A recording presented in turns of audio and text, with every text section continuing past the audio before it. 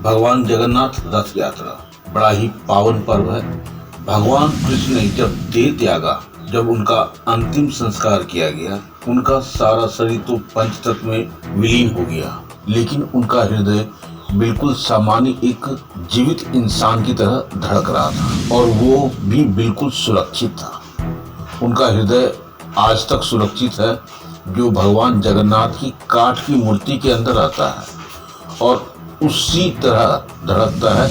ये बात बहुत कम लोग जानते हैं। महाप्रभु का महारस रहस्य है। सोने की झाड़ू से होती है उनकी सफाई। महाप्रभु जगन्नाथ श्री कृष्ण को कलयुग का भगवान भी कहते हैं। पूरी उड़ीसा में जगन्नाथ स्वामी अपनी बहन सुभद्रा और भाई बलराम के साथ निवास करते हैं, मगर ये रहस्य है कि आज तक कोई नहीं जान पाया। हर 12 साल में महाप्रभु की मूर्ति को बदला जाता है। उस समय पूरे शहर में ब्लैकआउट किया जाता है, यानी पूरे शहर को लाइट की बंदी कर दी जाती है। लाइट बंद होने के बाद मंदिर परिसर को सीआरपीएफ की सेना चारों तरफ से घेर लेती है। उस समय कोई भी मंदिर में नहीं जा सकता है। मंदिर के अंदर घना अंधेरा रहता है। पुजारी की आंख में पट्टी भी बांधी जाती है।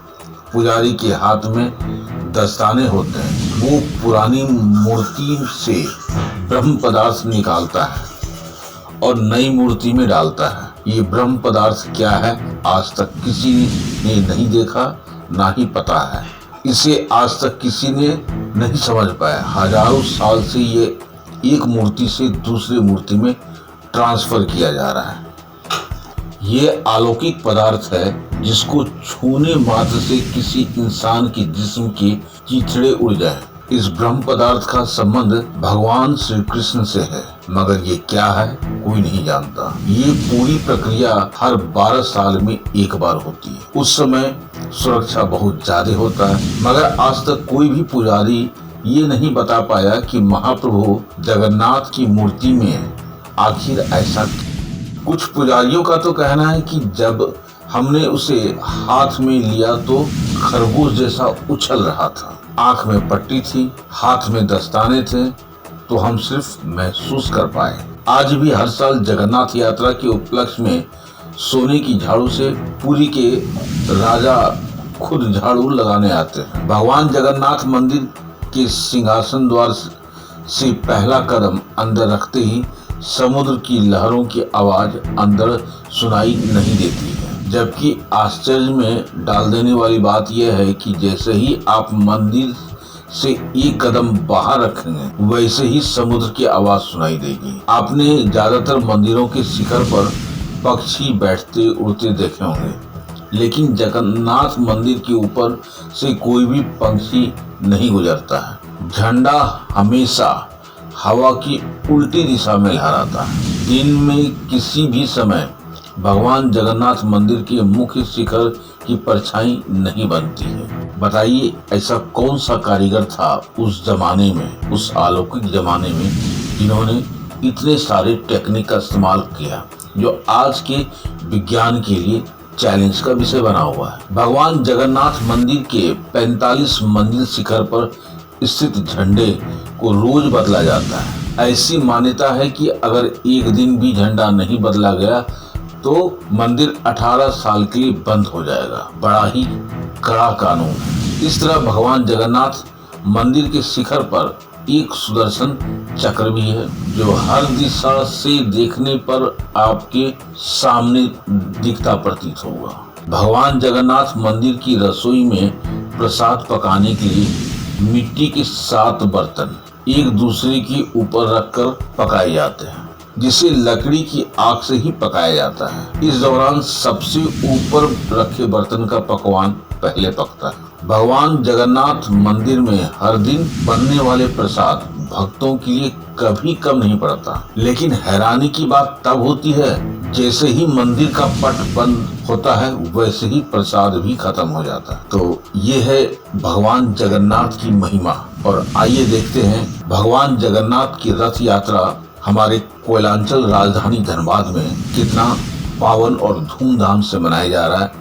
हमारे संवाददाता चंदन पॉल की एक रिपोर्ट। आज प्रभु जगन्नाथ यात्रा में सभी लोग आते हैं और प्रभु से हम लोग यही प्रार्थना करते हैं कि कुलांचल में उनका आशीर्वाद बने रहे और हमारे कुलांचल के एक एक व्यक्ति और पूरे कुलांचल में उनका आशीर्वाद बना रहे। हम लोग हंसते खेलते पूरे कुलांचल वासी अपना खुशहाल जीवन बिताए, यही प्रभु से प्रार्थना करते हैं।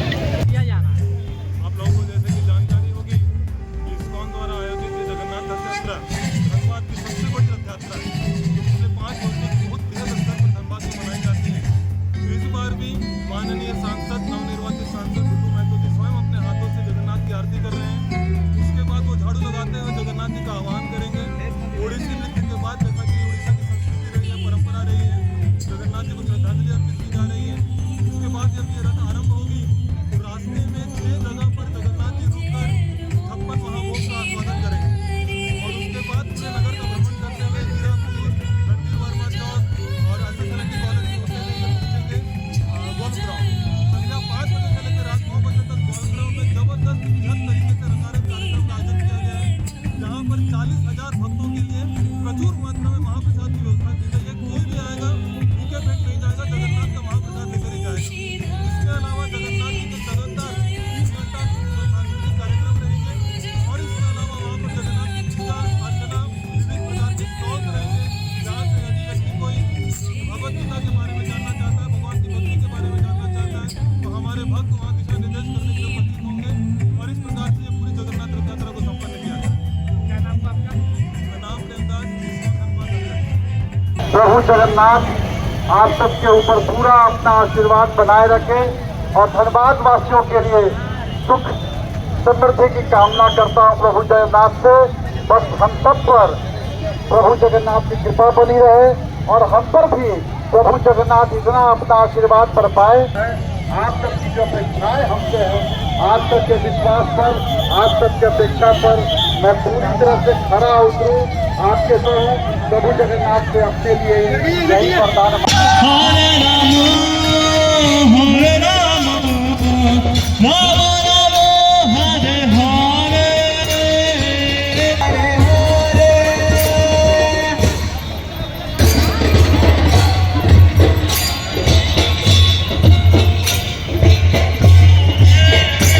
जय जगन्नाथ। स्कंद पुराण में बताया गया है केवल दर्शन प्राप्त करते हुए अपने हृदय के अंतःकरण से प्रेम से जय जगन्नाथ, जय जगन्नाथ, जय जगन्नाथ। एक बार फिर से हम यश आदित्य प्रभु जी का व्यवस्था किया है यहाँ पर। जय जगन्नाथ, जय जगन्नाथ।